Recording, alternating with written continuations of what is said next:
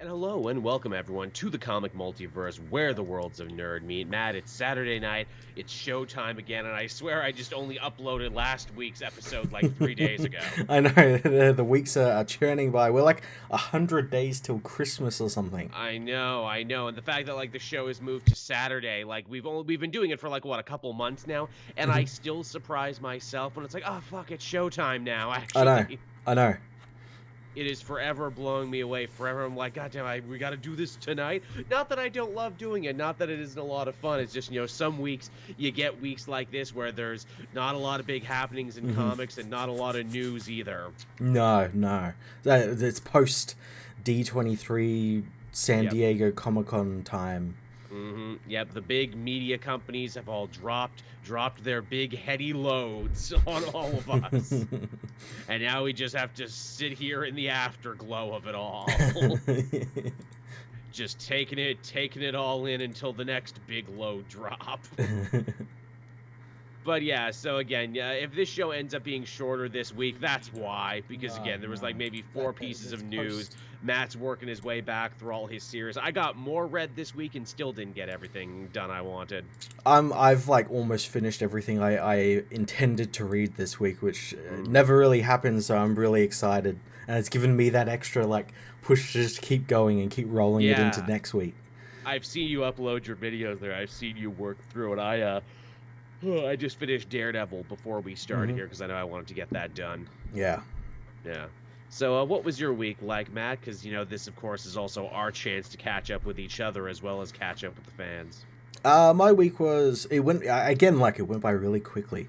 But yeah, it was mostly like comic books and like a little video games. I started there was a demo for that new Tecmo Koei game, Wulong, which is sort of like a Neo. Yes, I've been following sort that. of Dark Soulsy. Soulsy. Yeah, I started Chinese mythology. Yeah, I started playing the demo for it, and it's a pretty comprehensive demo. Like there's character customization in it, and you can do quite a fair bit in the demo, and I really enjoyed it. Next-gen consoles?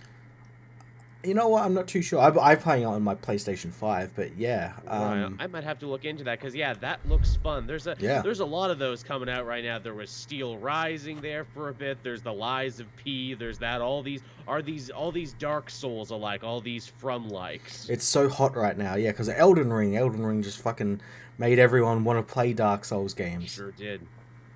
Yeah, changed absolutely everything. Oh, really? Henry Silva passed away? I just looked in the chat there. He was the voice of Bane, the original. Wow. He was 95, Jesus. Wow, he was. Which means when he was voicing Bane, he would have been in his like early 80s, early 70s, Yeah. Oh, I mean, Jesus. I knew he was an old man. He was like a, well-traveled actor and everything. Plus, Damn. That show was famous too, which, hey, this is actually a pretty good tangent because, what is it, the 30th anniversary of Batman the Animated Series this week? Today, I think. Yeah. No. Batman Day is today. And yeah, Right. I think earlier on the week it was Batman the Animated Series anniversary. Of course, which funny those things coincide. So yeah, happy Batman Day to KT in the chat and all others who celebrate, all the other Bat-Paterians out there. Who observe the day, yeah. Who observe the day and keep it holy, keep the bat in Batman Day. Unlike what some of them other folks would say.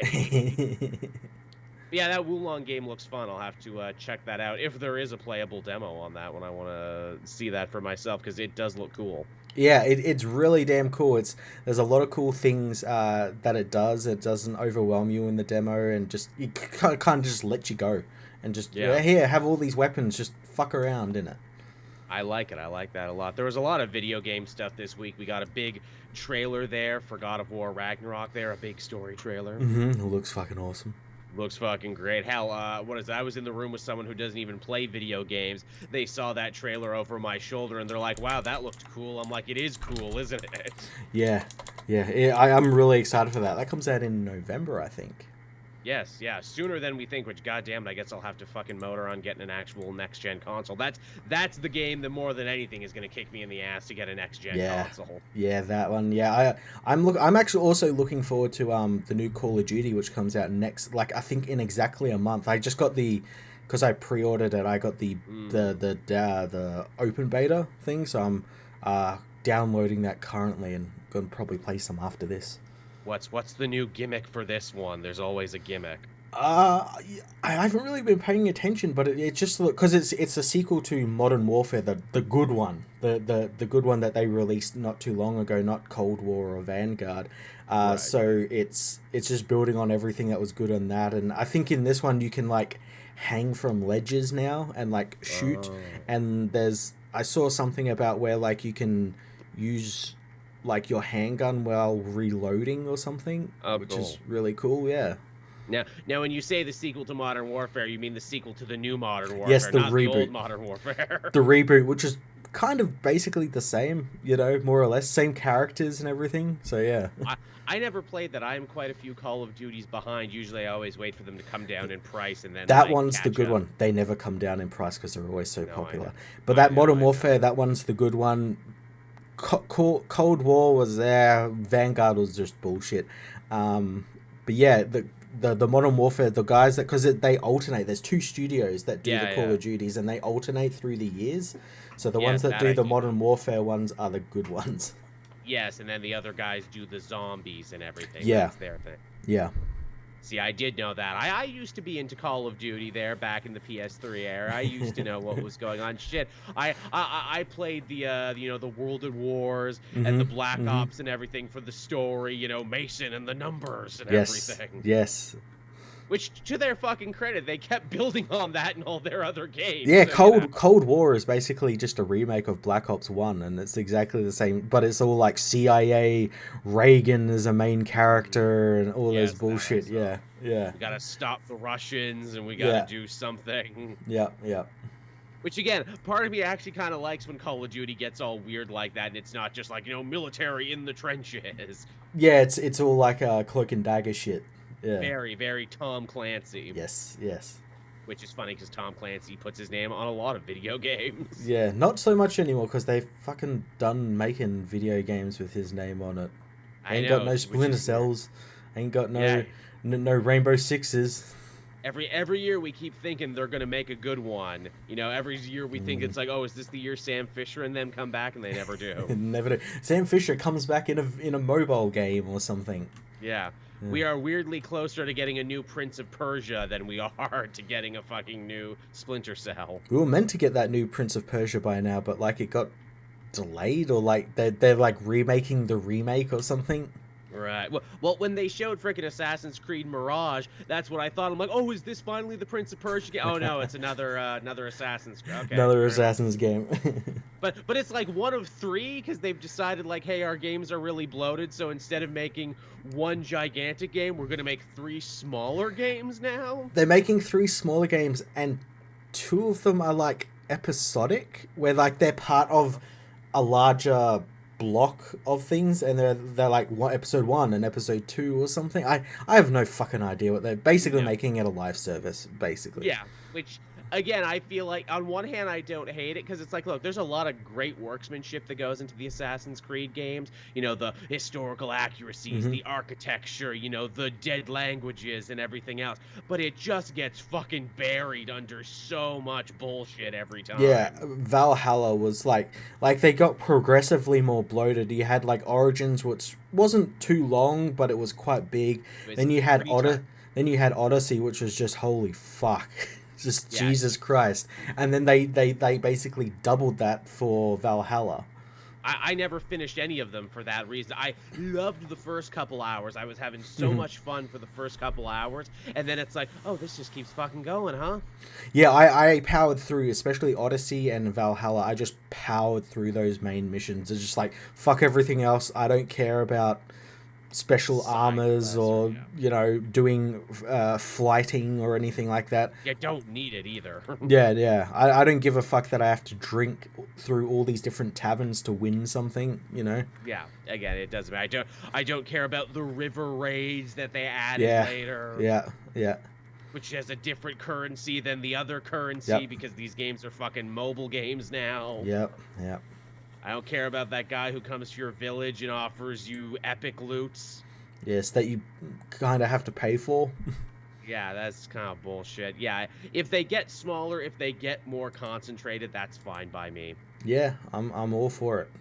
You were also saying too you're very excited for all the new samurai and farming games that are coming our way soon. Yeah, we had like a Nintendo Direct and a State of Play on the same day, and like all of Nintendo Same stuff game was getting like announced. all about farming simulator. They all had some aspect of like farming or It's like hot everyday now, slice of life. And then over in State of Play, it's like every game is now a samurai game. which is fine by me. What Yeah. is there? They got that Team Ninja, ironically making a samurai game, Ronin something.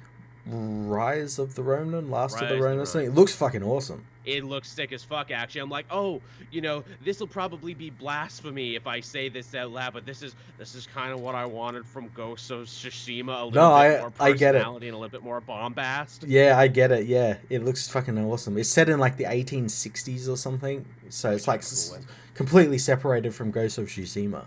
Yeah, which is totally cool. I mean, there can be more than one. Also, the thing that made me and all the other Yakuza fans in the world let out a massive, orgasm of pure joy. Hey, the second Samurai one that you never got to get here in the West? Well, we're remaking it, and it's coming out. Oh, God. Yeah, with all the original voice actors and everything, and it looks great.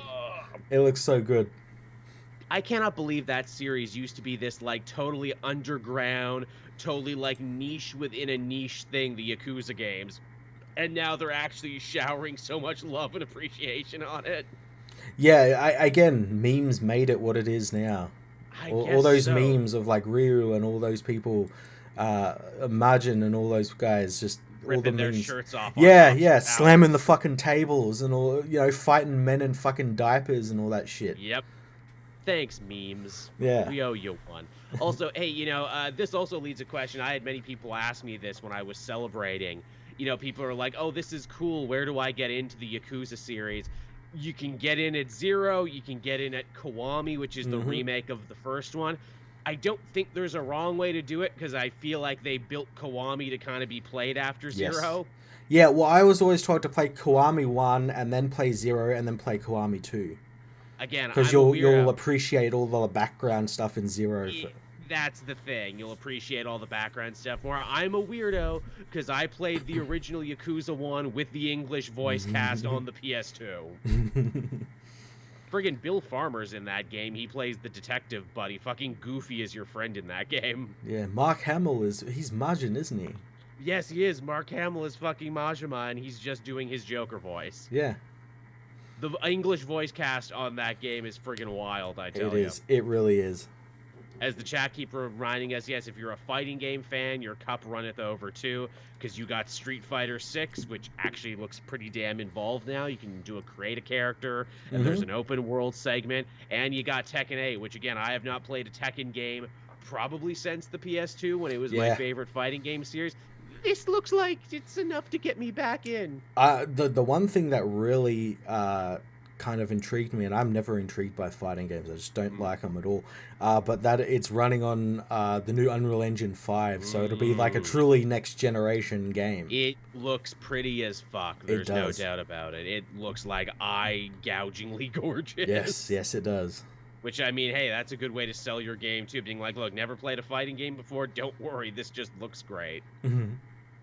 But yeah, so lots of good game stuff coming on there. I know I'm excited. I'm finally going to get to play Nier, because that's coming to the Switch finally in the big collection. Yeah. Never played it. Heard only good things about it. Now I get to carry it around with me. At least it's not the awful Western remake they did. Oh, yes. The original Nier. Where they tried to, make it for, like, a Western audience because they didn't think everyone would like the original Japanese Nier. Yes, they turned your cute Bishonen boy that you played originally into a big gruff man. Yeah. With a weird eyepiece. But then they also, kind of re-released that game, too, the way it was supposed to be later. A little bit, yeah. Yeah, which that was kind of cool. Again, talk about another instance of, holy shit, this franchise got so popular, they had to, re-release the good one. Pretty good, man. It's pretty good. I'm all for all these weird Japanese games getting released. I think Sudaken, it was a PlayStation 1 game, really fucking old one. That's getting a number 1 and 2 of that is getting a remaster for the Switch, I think. That's pretty fucking wild, actually. That's great. Seriously, Nintendo, you need to do more of that. Re-release more weird cult RPGs. Yeah. Hell, they had what is it, Chrono Cross and Chrono Trigger finally, which were probably my favorite. I'm a big fan of what's the one that people don't like as much? Is it Cross or is it Trigger? I'm not too sure. I think Chrono Cross is the one with the dimensions instead of time. Okay, yeah, I'm not too really familiar with those games. I know they re-released that one. Yeah, Chrono Cross was the one. I know they re-released that one, and just the soundtrack alone made me think, man, should I get this one again? That's one of the few games that I have bought multiple times. I bought the original PS1 one that came with like multiple discs, because that's what it was back in the day. Mm-hmm. I bought the like PlayStation Store copy when I got the PlayStation 3, and then like I almost bought it again. Nice. On the Switch, and I still might. That's my Resident Evil 4. It doesn't matter how many times they re-release it, I'll buy it. Yeah. Actually, speaking of which, now's probably a good time for me to get into frickin' Village, because they're doing the whole gold edition now with third-person camera angles and new mercenaries and everything. Yeah, a whole new DLC set after the game about his daughter. Yeah. But yeah, definitely give it a try. It's so fucking good. Yeah, I feel like I should. I kept waiting because I'm like, oh, I really want this to be my first next-gen game I play, and then I just never got a fucking next-gen console. Yeah, I should get into that. Hey, did they ever re-release 7 on the next-gen consoles? Because it feels like that would have been pretty obvious. I don't think it got an upgrade. I'm not too sure. That's weird. That's weird. You'd think it would, because they'd want them to be nice and close together. Yeah, well, I mean, it already looks really damn good, so it might not need one. Maybe. Yeah. I'll have to check that out. I know October's coming. Maybe I'll do a whole big scary game thing where I'll sit down and try and play them all. Yeah, they're good games. Yeah, get all caught up on this new generation of Resident Evil and where it's all going. Yeah, it's fucking crazy, man. Fucking crazy. I know, man. Fucking molds and shit. Yeah, big mold vampire people. ladies. Yeah. Big vampire ladies and creepy villages, and Chris is there too sometimes. Yes. Not punching boulders, though. Though characters do mention that he punches boulders, so the series has become that level of self-aware. Yep. It was always that level. It was, but people like to fight on that. That's one of those things where they're like, oh, the sanctity of Resident Evil. What sanctity? It's always been schlock. Yeah, it's always been B-movie schlock. Yeah, the first game's cinematics were directed by George Romero. Come on. Cried out loud, yeah. Oh, you're almost a Jill Sandwich, the master of unlocking. They knew what they were doing. But all right, I guess that's enough video games, everyone. Believe it or not, we are a comic book podcast, and we do have some comic book news to talk about this week. Yes, we do. So, starting things off on the list of shit that I never thought was possible, and they really need to come up with a name for when they make sequels long after the fact to movies that weren't that popular to begin with. Apparently, Keanu Reeves is returning to do a sequel to his Constantine movie. What? Yeah, I'll believe it when I see it, because, again, this is WB. They fucking love announcing shit, and then, like, nothing ever fucking happens. Not doing it. Also, or something does happen, and they just decide to delete the movie. Exactly, yeah. This movie could already be done and deleted, and we wouldn't know. Yep. So yeah, again, just so fucking weird. I guess it's good that Keanu Reeves is just such a nice, sweet boy who just agrees to anything. It's like, yeah, man, I'll do another Constantine movie like 20 years later. Are they gonna make it even Constantine related? Because that first movie, I don't know why everyone loves it. It fucking sucks. It fucking sucks. And has nothing to do with Constantine. They kind of look in the direction of Dangerous Habits. I guess you could understand, like, if it was that first movie of that type for people to see, where it's like, oh, exorcisms and demonology and everything. It's like, I don't think that's as interesting anymore after, like, 100 seasons of Supernatural on television. Yeah, and then as well, like, an actual Constantine, live action character played by Matt Ryan. Yeah. Oh, that's another thing, too. Hey, you know how HBO Max was talking about doing a Constantine show? Yeah. J.J. Abrams one where they were going to cast, like, a diverse lead as John. Yes. Yeah. Yes, well, that's canceled now. Yeah, of course it was. Of course it was. Because people asked about that in regard to this new Keanu Reeves one. It's like, well, what's happening to the show you're doing? Isn't this going to muddy the waters? Oh, no, don't worry. We canceled that. Mm-hmm. We just be canceling everything. Yeah. Kali Frederick helped us out here. Want to throw out a rec for AMC Plus Pantheon. It's a great 40-minute sci-fi animated series. The first 3 episodes are out now. I've loved them. First episode is on YouTube. Hey, Kali, guess what? I have been watching Pantheon, and you are right. It kicks fucking ass. Man, I talk about an animated show that threw in a ton of money behind voice casting. Paul Dano, Aaron Eckhart, Daniel Day Kim, the late nice. William Hurt. Episode 2 is like dedicated to him because he died. Oh, wow. If you love Silicon Valley conspiracy and like Westworld AI theory and, you know, do machines have souls and everything, this is for you. Cool. I might have to check that out. It's super good, and not enough people are watching it, and I know it's really expensive. I just sit there watching every episode, biting my nails like, oh god, they're not going to get to answer any of these questions, because this is going to be a one-season wonder.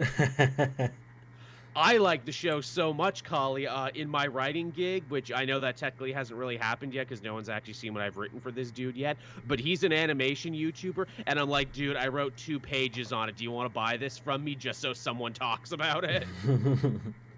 So don't worry, I am definitely watching it, Kali, and it's fucking good. You're totally right. It's good shit. Also, AMC Plus, I didn't even know AMC had a streaming service, but they do. Oh, really? Yeah, it's on their streaming service. I guess it's not on regular TV. Okay. Everyone has a fucking streaming service now. Everyone fucking has one. And streaming services, you know, one eats another one. It's like the goddamn War of the Planets. Yep. That's that hot new rumor now for Warner Brothers that Zaslav is fucking things up so much they might end up actually fusing with, what is it, Paramount? Universal, I think. Yeah, they might end up fusing with Universal in the next couple of years. That's gonna be weird. That means WB will own the rights to Hulk. Whoa. When Hulk smashes Batman. Well, apparently the word on that is that Marvel may have actually gotten them back, or at least signed a better deal, which is why we're going to be getting probably another Planet Hulk movie. Yeah. So who knows about that? Yeah, that will be weird. Also, it'll be weird for Universal Studios, the theme park. Does that mean they'll get DC characters there now? Yeah, holy shit, I'd never thought about that. Yeah, one of my park friends brought that up, and I'm like, whoa, I gotta fucking sit down a minute. Who has the like rights to use DC characters in theme parks in like America and Canada? Here we have Movie World, which is like Village Roadshow, WB, so right. like that's like the only theme park that uses DC characters. That's an excellent question. I know Wonderland here in Canada, which is somehow also kind of connected after the fact to the Wonderland you guys have in Australia. Okay. They had a bunch of deals with a bunch of different characters. Like, they had all the Hanna-Barbera characters and some of the Warner Brothers cartoon characters. I don't know if that extended to the DC comic characters. That's a whole thing. Okay. But yeah, that's an interesting topic. But yeah, there's talk that they might be buying them up, which is like, well, hey, isn't that a huge like antitrust issue? Well, not if Zaslav undervalues the company enough and sells it off for parts. And just starts deleting movies left, right, and center, you know? Yeah, exactly. Well, now you don't have a full control over the market because I deleted most of the market. Yeah, Six Flags. I forgot about Six Flags. I don't think I've ever been to a Six Flags. Yeah, we don't have any of that sort of shit here. Because it's Six Flags over Texas. Yeah. Someone explained it to me once why it is Six Flags over Texas, but I don't remember why. Someone asked me, hey, Joel, are you excited for the big 3-hour-long Law & Order crossover event they're going to be doing for the new season? You know I am. Is this their Crisis of Infinite Earths? I'm damn sure it is. They've been working up to it forever because they brought Stabler back, you know, and he got his own show. He got his own spin-off, and he keeps crossing over with SVU, and then they brought back Original Recipe Law & Order with Anthony Anderson. That's honestly not as good. Anthony Anderson is in Law & Order? What the fuck? This is the most fucked up part. Yes, he is. He was the, like, main cop on the show before they canceled it, and it was off TV for, like, 8 years. Fuck me. And he came back, and I'm like, why did Anthony Anderson come back? This was your chance to completely fresh slate it with a new cast of cops. Did he want to come back? Was there a lot of fans for his era of the show? I only like Anthony Anderson to be is like just like a comedy actor. Yes. Like he's in that first Transformers. being like tackled by SWAT guys and making fun of his mother and everything. And he's the guy yelling in Harold and Kumar, "Let's burn it down, Pookie. Let's burn the whole thing down." Yeah, and then you tell me he's like on a weekly show where he like hunts pedophiles and whatnot. Yeah. Oh no, he's on Original Recipe Law and Order. He just hunts murderers. Okay, so yeah, the odd pedophile, you know. The odd pedophile. I mean, you know, a couple pedophiles will slip in there. Actually, I'm pretty goddamn sure the first episode they did when they came back was like a very thinly veiled Bill Cosby episode. No. And I'm like, Jesus Christ, this is like the sort of thing where like even SVU looked at this and we're like, nah, this is too tacky even for us. we got too many other things to do. We got friggin' Super Benson fighting goddamn supervillains now every week. Seriously, that show has like gone off the rails in the best way possible. I love it. Yeah, that's great. And Ice-T is still Ice-T, completely unchanged. Of course. You mean to tell me? Yes, he does mean to tell you this, Ice-T. I'm the second-ranked guy here. I've been here longer than anyone else.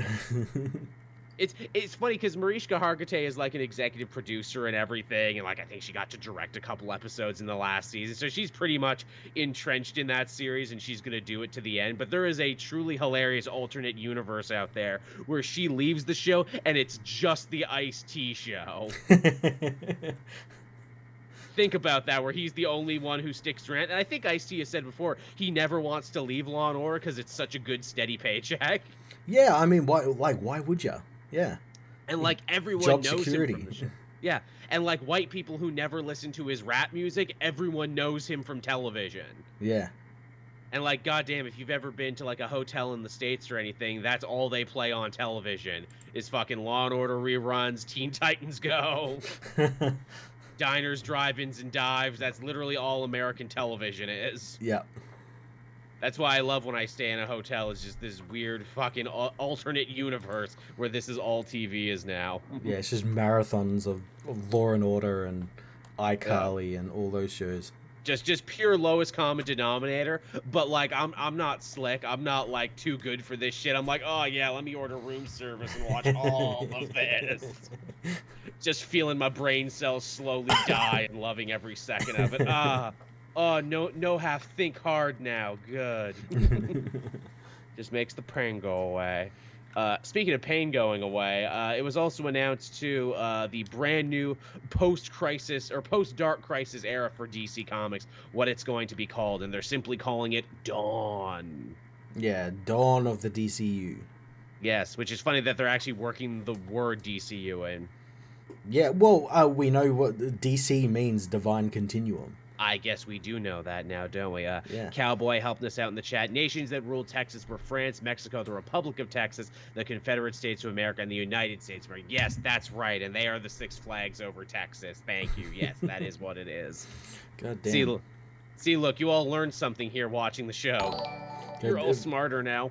Yeah, all that tells me is like America's like kind of fucked up when it comes to like its land and states and all that shit. States' rights, yeah, it's always been fucked up in America, you see. Yeah. And that's nothing of all the parts of like America that used to be Mexico, and Mexico took it back, and then America took it back, and they've been fighting over it forever. And then it's like, oh, you can't come over our line. And it's like, well, the line has changed multiple times over the last 300 years. But yeah, we love our lines. Don't cross our lines. Stay out of my personal space. What are we talking about? Oh yeah, Dawn of the DCU. We know nothing about it yet because the event is still happening. Yeah, we got 2 more issues left. Really? Only 2? Why did I think it was more? Pretty sure it's 2, maybe 3. Because we've got a bunch of tie-ins as well happening. Again, I feel like that last episode or that last issue was like it really popping off there. And I'm like, oh yeah, we're really at the middle point now. We're at, the point of no return. Oh really? There's only 2 more. Yeah, well that popped off, and Judgment Day also popped off in its 4th issue as well. It's true. Indeed it did. But yeah, it's called Dawn. We don't know what it is. What is interesting about it to me, though, is that it seems that Nightwing is front and center on the artwork. Yeah, it makes sense. He's been kind of like front and center throughout this whole event. He has. Yeah. In fact, that last issue was basically, Alan Scott saying, how important that Nightwing is as, like, the original legacy. Yep. So, I mean, I'm down for that. I'm down for, extra dick in Dawn. You know, it's always dickest before the dawn. That's going to be their, you know, Yeah. little The tagline. dick rises at dawn, yeah. Dick rises at dawn. A brand new era for DC Comics begins. More dick than ever. I like it. But yeah, we'll be sure to keep you posted on that as we know. Solicitations came out for all the books this month, but really it is just kind of in a holding pattern because everything's going to look different after our crises. Yeah, I think everything will look different, but not really. Because, like, as do I. All that's really happening is that they've just basically said, the Infinite Earths the Infinite Earths are back. So, like, the original Earth 2, Earth 3, Earth 4, you know, all of them are back.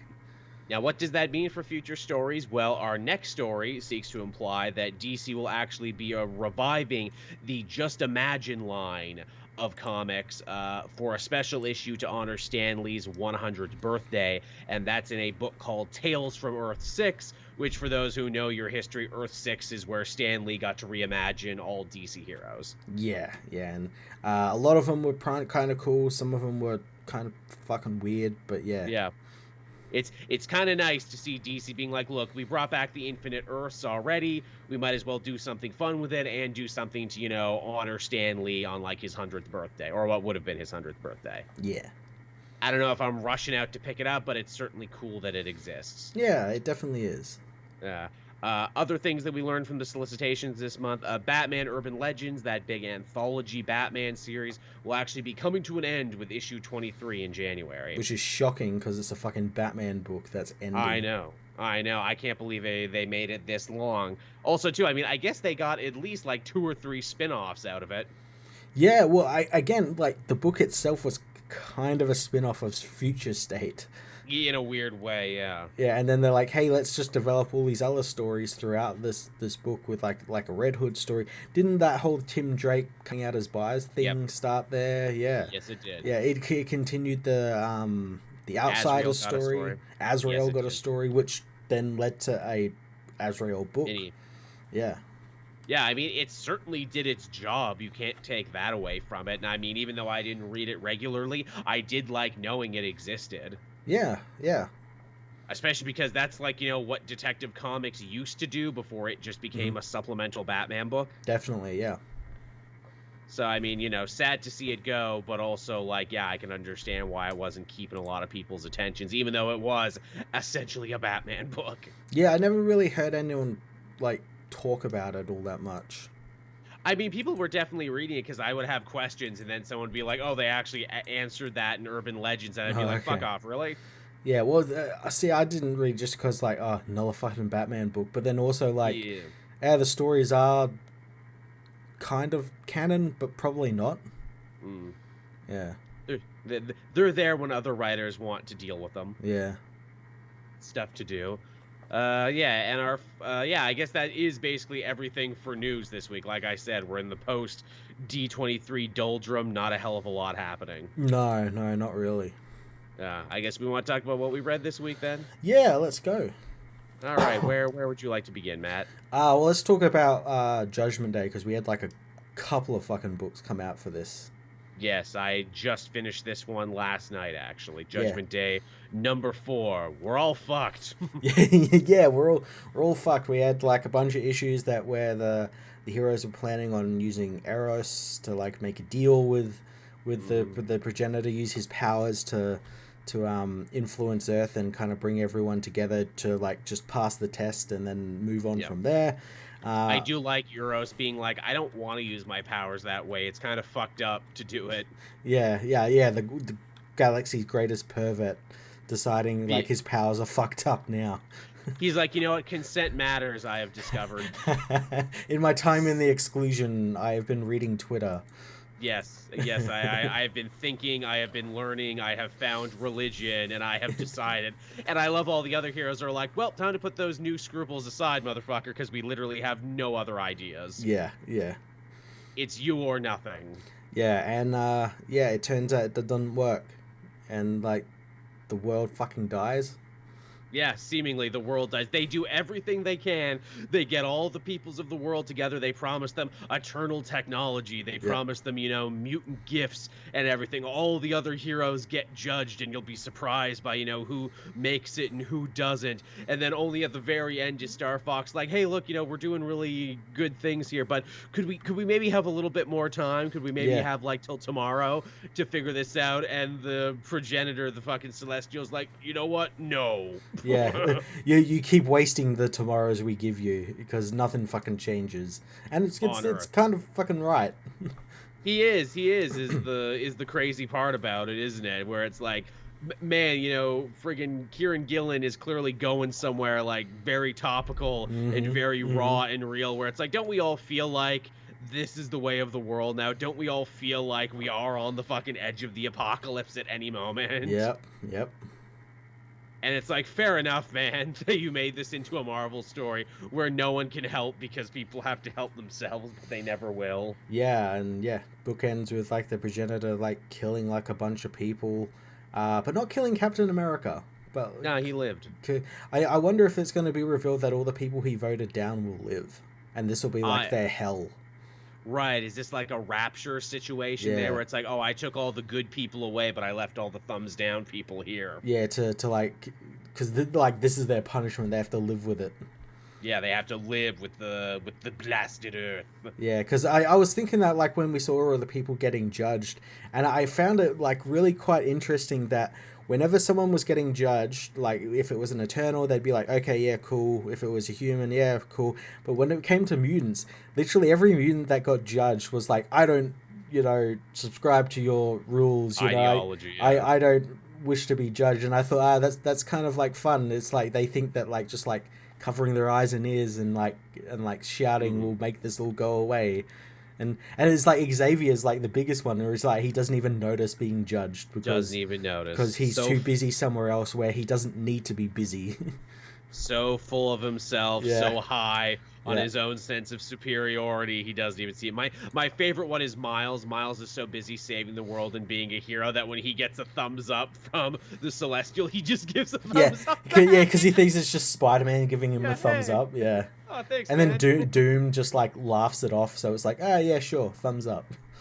Friggin' Daredevil cries in Catholic angst because God doesn't love him. Yeah. And Daredevil's like, I know. Yeah. Luke fails because he's a politician. Yeah, just by being a politician. Yeah, by default he fails. Yeah, you fail. Icarus surprisingly gets a thumbs up despite telling God to go fuck himself in the last time. Cersei gets a thumbs down even though it was her plan to save everyone and her plan worked. Yeah, but she lied to a bunch of people, so... Oh, you lied, which is the worst thing, apparently. She does turn it into a good joke where it's like, maybe he's just mad I don't wear green anymore. Yeah, he doesn't like my fashion sense anymore. Doesn't like my fashion sense, well, I got a thumbs down. Yeah. Yeah, Judgment Day continues to be really interesting and really high-minded and have, like, way more ideas than the last, like, 3 Marvel events put together. Yeah, again, you put Kieran Gillen on it with, like, an idea that he's had running through his X-Men books and through his Eternals books, and just, like, getting him to pay off all of that. It's just so fucking good. I can also hear the voices of people being like, can't they just punch each other? I'm like, don't always complain when these events happen when they just punch each other. Now, here's a writer actually trying to give you a little bit more to chew on and you're mad about it. I've been getting that as well. People want it to be simple. I'm like, it really is that simple. If they get voted badly, they fucking die. If they get voted good, they live. Yeah, simple as that. It's very simple. I guess, from a big Marvel book we had this week to a big DC book we had this week, I had Batman vs. Robin #1. Have you read this yet? I have, yes. Fucking Alfred comes back. Yeah, the real Alfred, it seems. Seemingly, yeah, he just shows up one night out of the rain. He still thinks that City of Bane is going on, which is a fate worse than death, if you ask me. Oh, God, yeah, he's trapped in a Tom King book. Jesus. Help me, Bruce. I'm trapped in a Tom King story. I'm in an existential crisis. Is everything still up its ass and makes no sense? Are we in a dream? I don't know. Does the whole thing suddenly feel like someone is taking the piss out of all of us? No, Alfred. We're in the here and now with Mark Waid, who actually goes out of his way to tie together many continuity points that I was not expecting. Yeah, tie his own continuity points, Joshua Williamson's continuity points, and even a little Chip Zdarsky. Shocking. Good on him. Yeah, he brings it all together. I was not shy about talking mad shit about this series in the lead up because it felt like just to set up this story they had to hijack like several books. They did. And they had to make Batman and Robin artificially still hate each other even when they totally should have reconciled like several times over. But for what it's worth, I actually really liked this one. Yeah, it was pretty good.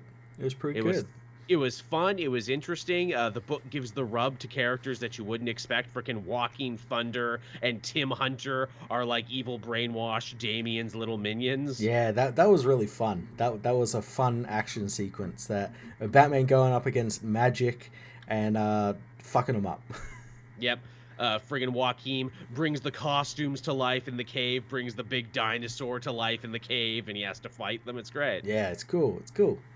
It's great stuff. The fact that it seems that the Alfred plot and the Damien plot are not connected because Damien actually stops in his tracks when he sees Alfred, but then just chops it up to being a Batman trick. Yeah, that's what I assumed before those pages happened, that, like, Damien's done something and it's brought him back to life, and he's like some weird homunculus amalgamation who's not really Alfred. Yeah, which, I mean, Damien had the chance to do that in his own book and chose not to. Also, the big reveal that the villains of this piece are the Devil Nisa, as well as Mother Soul, Damien's great-great-grandmother. Yep, who knew Devil Neza will be returning. Yeah, which is funny because she's with Devil Neza here in this book, and also with, like, Lord Deathman in the Robin book, and I'm like, shit, man, Mother Soul gets around. Gets around. No wonder Raish is so pissed off at everything.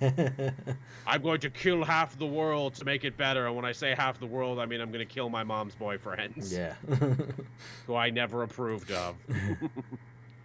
So yeah, it's a fun start to the book. Again, it's Batman versus magic, which you don't always see. It's tying up a bunch of, plot threads from other books that I didn't think was going to tie up. And also, it just feels nice to have Alfred back, doesn't it? It does, yeah. He adds a real nice atmosphere to the book, and him just being with Bruce is good. Gives him someone to talk to. Also, yeah, gives him someone to talk to. Also, between this and the last one we read there from Zdarsky, I like that Batman is just back in the mansion again, where he hasn't been for like 3 years. Yeah, they've just decided, we'll just put him back in there. He doesn't technically own the property, but who's going to stop him? Yeah, exactly. Which, again, I guess that just puts a nice little bow on how weird Batman has been feeling. Yeah, no Alfred, he hasn't lived in the mansion. Yeah, and I guess like by the end of this, because of Alfred coming back and everything kind of go back to normal. Which is fine by me. Yeah. Again, we're basically, not quite restarting stuff in Dark Crisis anyway, but it looks like, all right, time to offer like a more, familiar jumping on point for people. Yes.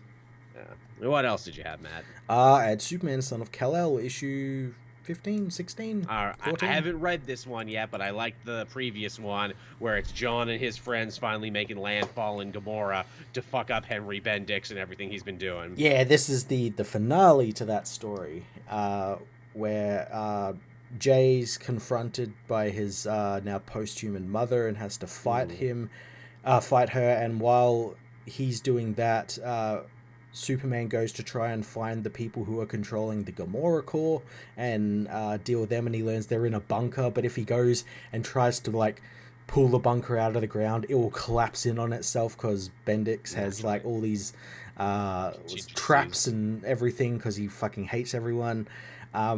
But he's able to have Wink teleport him in, so he's able to free all of the Gomorrah core, and everything just starts falling apart for Bendix, and Lex calls him up and says, hey, look, people don't want your shitty product anymore. You've almost implicated me in everything, so how very Lex. Fuck you. Robin shows up and finds Bendix and tries to take him down. Well, manages to actually take him down with like a slap.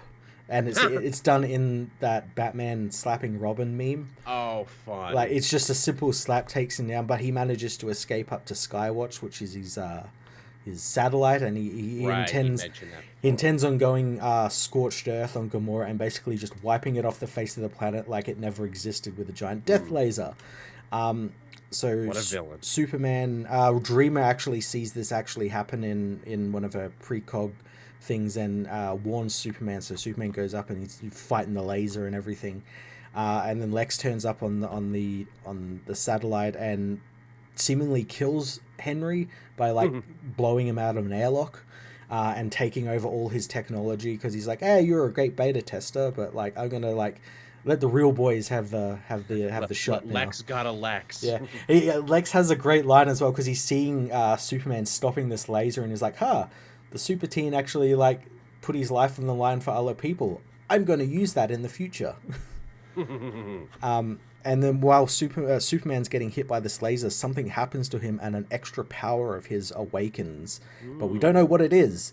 Where he says he feels like a burning inside of him, so it could be something like the solar flare ability, maybe. Say, yeah. But I guess we'll find out in the Kal-El Returns book. But then, and then all the heroes reunite and everything. John gets to meet Jay's mother, and the news of the world is covering the Gamora overthrowing of the dictatorship. So Jay's tired of hiding, so because Superman is out in the open now, everyone knows that John Kent is Superman. So like he shouldn't have a secret identity either, so he throws off his gossamer costume, and him and John share a kiss in front of all of the cameras. Well, isn't that nice? Yeah.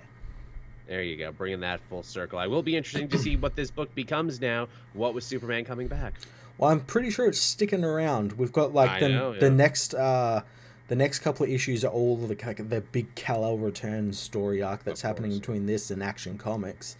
But Taylor's already talking about introducing a brand new villain. Yes, Red Sin. Yes, which is interesting. Yeah. Hope is better than Red Cloud. What's with all these red villains? Yeah. Why is all the color red now evil? Yeah, exactly. Red's fine. Could be any other color. It could be any other color. Purple. We don't get enough purple villains. Actually, we have lots of purple villains when I stop and think. Particularly Superman has a lot of purple villains. Indeed he does, yeah. Wow, fuck, now that I stop and think of it. You know what? Purple's the worst color for Superman villains. Yeah. Too many. Okay, red was a good idea. Yeah, all right, fair enough. Yeah, red's okay. Yeah, I'll be excited to check that one out and read it when I get a chance. Yeah, it was great. Now, a book I read this week that I was wildly disappointed in was actually Amazing Spider-Man #9. Yeah, what happened in it? So this is a ridiculously long after the fact tie into the Hellfire Gala, even though that was 2 fucking months ago. For what? I know, right? So you remember in the Hellfire Gala, there was a whole thing about how Moira McTaggart had taken control of MJ so she could infiltrate the party, so she could steal a bunch of information about the Five and sell it off to Droog and the Eternals. Yep. Well, this is the continuation of that. This is Wolverine and Spider-Man going after her. Oh, okay. And it's not much of a story, honestly. Yeah? It gets especially fucked up in the timeline, because it's like, wait, so this was 2 months ago, but it was also right before Judgment Day that's going on right now. Also, Spider-Man was in his party clothes, but comes back wearing his brand new Norman Osborn costume. Well, how the fuck did that work? Also, Moira's plan makes no goddamn sense to anyone if you haven't been reading the X-Men books. Yeah. If you've not been reading that and just been reading like Spider-Man and Avengers, you'll have no fucking idea what's going on with her. Cause she literally explains nothing. She's like, ha ha ha, I got what I wanted. Now I'm going to kill Mary Jane. Why? Yeah, why are you doing that? Oh, well, maybe read all these X-Men books. You might find out. Because reasons. Yeah. Also, Moira's even more of a cyborg now. She's got like a Terminator endoskeleton. Oh, really? Yes, and Spider-Man and Wolverine fight the endoskeleton. The only thing that I even remotely liked about this book is that because it's Zeb Wells writing it and Zeb Wells wrote Hellions, he brings Greycrow back for a minute. Oh, nice. It's the one thing I liked about it, the one little bit of a Hellions connection. But yeah, nice. This is one of the most skippable issues in a long time. I'm like, what was the point of any of this? Yeah, wow, that sucks. Especially, I think next issue is going to be a Judgment Day tie-in. Oh, is it really? I think so, yeah. Oh boy, that's this series, man. It really can't get the ball rolling. It also really only seemed to exist to reestablish Spider-Man's connection to Wolverine and the mutants, because they're going to be part of that dark web crossover soon. Oh, really? Yeah, because it's what is it, Madeline Pryor and frickin' evil Ben Reilly clone Spider-Man teaming up to do evil clone things. Oh, fun. Yeah, it's got a lot of tie-ins, actually. It's going through that. It's Oh, going through fuck. Venom. Miss Marvel's getting a special issue because she technically works for Osborn, and that Golden Goblin book is getting a tie-in. Jesus Christ. It's going to be a big event. They don't always go big for Spider-Man events, but when they do, they go hard. Yeah, fucking A. I hope they're better than this one, though, because this is like, wow, this really makes me scared for the Dark Web tie-in, where it's like, Jesus Christ, teaming up X-Men and Spider-Man should be great, but it's not two tastes that taste good together. I'm also pretty sure this was supposed to have a tie-in with Wolverine, too. It was supposed to be like a two-part story, but I'm pretty sure they axed the Wolverine part, which is why this one ends so abruptly. They probably axed the Wolverine part because Benjamin Percy, for some explicable reason, is doing like a Kraven origin in his X-Force and I think his Wolverine book as well. Little self-indulgent, but I like Kraven too, so sure, why not? Yeah, both his books for Judgment Day have had barely anything tied into Judgment Day. Naturally. Yet they have like Judgment Day all over like the covers and everything. So The general consensus seems to be if Kieran Gillen didn't write it, you don't have to read it. Pretty much, yeah. That's pretty... Like, I checked out Marauders as well, and Marauders like, it's kind of tied in, but yeah, nothing big happens here. I mean, shit, even Gillen himself has a hard time doing it in that Sebastian Shaw Immortal X-Men thing. It's like, yeah, we spend the first couple pages tying into it, and then we do a Shaw story that doesn't really go anywhere. I kind of liked that issue. I thought that was pretty fucking cool. I mean, it is fun that Shaw just doesn't give a shit about the end of the world or anything. He's just trying to profit off it and trying to, like, buy brandies that cost more than planets and shit. Yeah. I mean, he kind of cares by the end, if only so much as like, well, I guess if the world is destroyed, I can't make any more money, so I guess I should try and save the world. Yeah, I kind of like that. I like the shit with his dad as well. He's like burning his first $1 million on his grave to keep the hellfire warm. That's burning. So fucking cool. That's some pretty metal shit, I will agree. That is some pretty Sebastian Shaw shit. Also, weirdly ties into what Spurrier is doing with Legion of X because he meets Mother Righteous. Yeah. Where I'm like, oh shit, I guess this character's crossing over to other books now. Yeah, well, she is kind of like a demon mutant thing who makes deals. Space farer deal maker, yeah. Yeah, I don't know what the fuck she is either, actually. The Legion of X book hasn't totally explained it yet. No. Which, man, that book feels like that book's been gone for a bit. Has been. It's been like a couple of weeks since we had an issue. And it's not, it's, I think, one of the only ones not tying into Judgment Day, I think. Yeah, Legion gets to tie in, but over in the X-Men Red book, because they just happen to be on Mars. Which is really weird, because you think Legion of X, which was like a spin-off of Way of X and all like the spirituality and gods and everything, would tie into a story about a new god. Yeah, you would think Kurt and Legion and all of them would have a lot to say about this god, you're right. Yeah. I guess this does kind of clash with the spark and everything else Spurrier was written, maybe. True. So yeah, I mean, I only read Daredevil. That was the last one I read. What about you? Nice. I caught up on Iron Man this week. Oh, yes, which you've been loving to death and which will actually be coming to an end soon. Yeah, it's got 2 issues left. But yeah, this last arc has been so much fucking fun. It's kind of Tony going back to his roots in weapons dealing. Because he's fresh out of rehab, so he's been trying to like deal with stuff like in a more violent way, sort of keep his head about him and everything. And one of his plane rides ends up getting hijacked by like some guy called Switchback, who was like part of Weapon X. And it's actually a really cool issue where Iron Man he like gets injured and it lands in like the Utah desert and has to survive, like because his suit's all fucked up and everything, and he has to survive against Switchback, who was like evil Bear Grylls. I like it a lot. But he finds this guy is like selling mad bomb weapons to like this place called Source Control, which is like a giant black market network and everything that Tony wants to take down, but he wants to take down not as Iron Man but as Tony Stark and use what money he has to basically buy up everything they have so they can't use it. And that does sound like a back to basics Iron Man. And he ends up recruiting Rhodey, who knows about Source Control thanks to their contact Vic Martinelli, and he ends up recruiting Force as well. Do you remember Force? Oh, vaguely. Yeah, he's like a guy, he's kind of like an Iron Man guy. He's like a very deep-cut character. He ends up recruiting them all to try and like form like a sting operation to find out who's behind Source Control, and they learn that Spy Master is behind it, and he's selling all sorts of fucking weapons. And Vic Martinelli, the guy Tony's been trying to get in contact with, was holding the Mandarin rings, the 10 rings for Tony, and has been holding them ever since Mandarin was killed by Punisher. Oh, wow, that is a deep cut. Yeah, and they were actually stolen by Source Control and are now on the black market. So Tony's trying to, like, sort out, okay, we got to fucking deal with this. And he learns that Vic was killed by Titanium Man, and Spy Master's just selling all these weapons, and he ends up selling the rings to Cobalt Man. And Cobalt Man ends up turning up with, like, the rings and starts fucking up Tony. All these silly Iron Man villains. Oh, it's so fucking cool.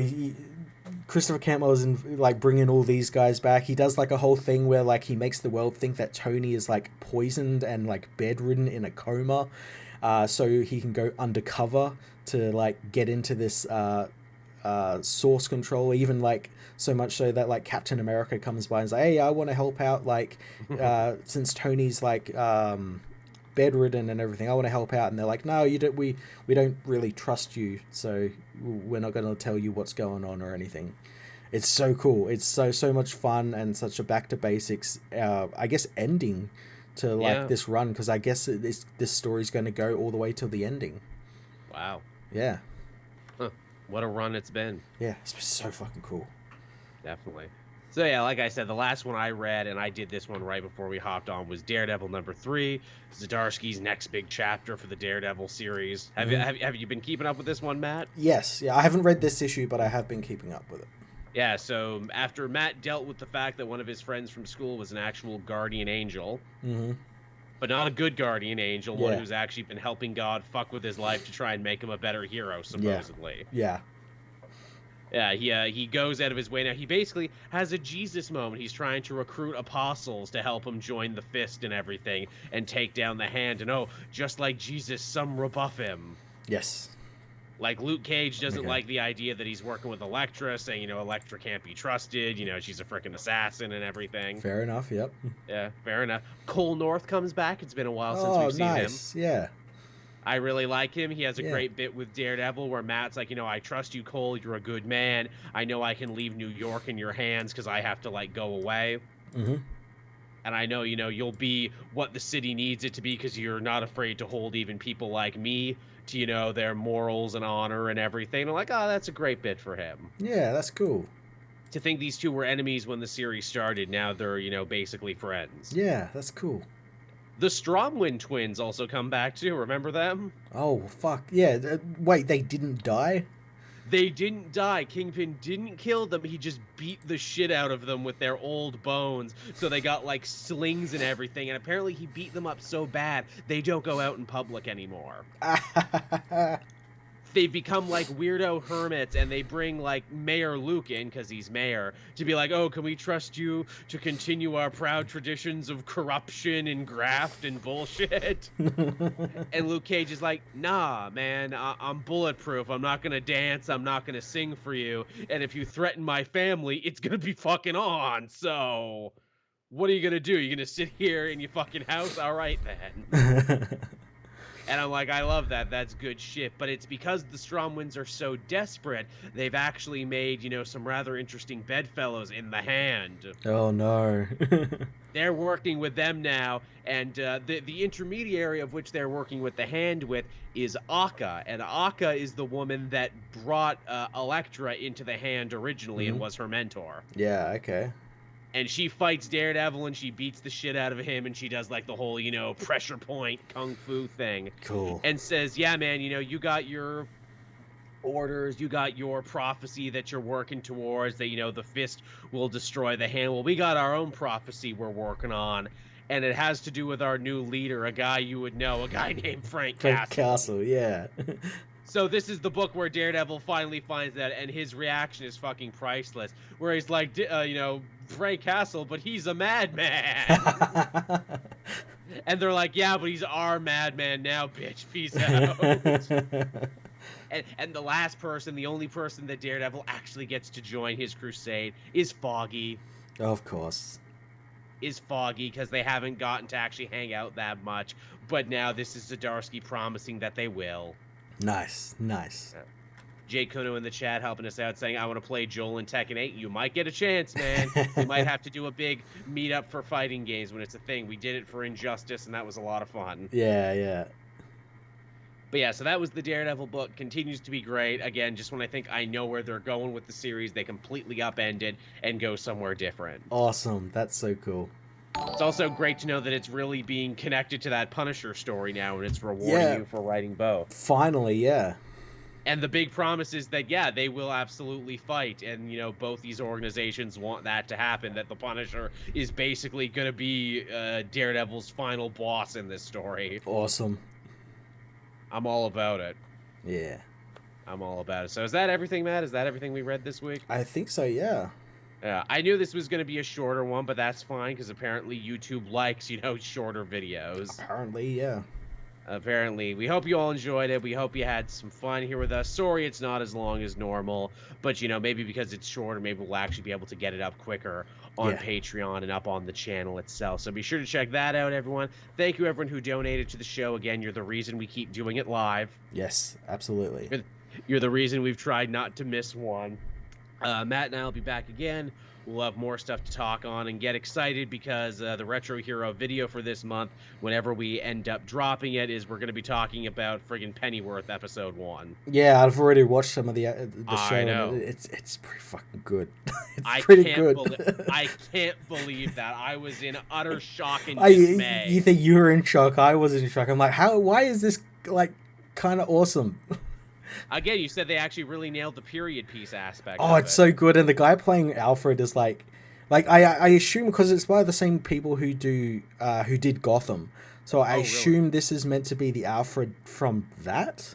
Right. I mean, there's nothing that really signposts that it can't be, and it's like a different Alfred, but right. But yeah, the guy playing Alfred is legitimately good. His accent is he's basically just doing a young Michael Caine. Wow, and here I was all excited because we were going to read Amazon reviews for the show, and I thought that would be funny, but now you're telling me I might actually enjoy it. Fuck. Yeah, it's pretty good. It's pretty good. To think, in this experiment where we watched shows we never watched before, the only one where we're like, oh, this wasn't great, or, at least this wasn't for us, was Crypto. All the other ones are like, oh, it's pretty good. Yeah. Yeah, why didn't I watch this? It's pretty good. We'll have to choose one we know is fucking awful, the Cape. Yeah, or something like that. Yeah, we'll have to follow this up with what are the worst ones? Yeah, knockoff superheroes where they created a superhero show where they didn't have any ties to actual franchises or something. Yeah, that Michael Chiklis show, No Ordinary Heroes, where it was basically budget shit. Fantastic Four. Oh fuck yeah, I forgot about that. Poor Michael Chiklis. Yeah. Yeah, we'll definitely have to do that. I had a couple arcs in mind. I usually like to let the patrons pick that, and you too can become a patron for as little as $1 a month, and you can help us decide what our next arc of episodes is going to be when we do that. But yeah, don't be shocked if we end up doing that next week, everyone, in case some big news ends up dropping between here and now. Yeah. Because I figure if we're going to do a shorter episode, then we might as well just do a Retro Hero where at least, it's focused and, slightly more interesting. Exactly, yeah. Where this just feels like a shorter show. So thank you, everyone, for watching and listening. We hope you enjoyed it as much as we did. Matt and I will be back again next week. Yeah. See you, everyone. Bye-bye.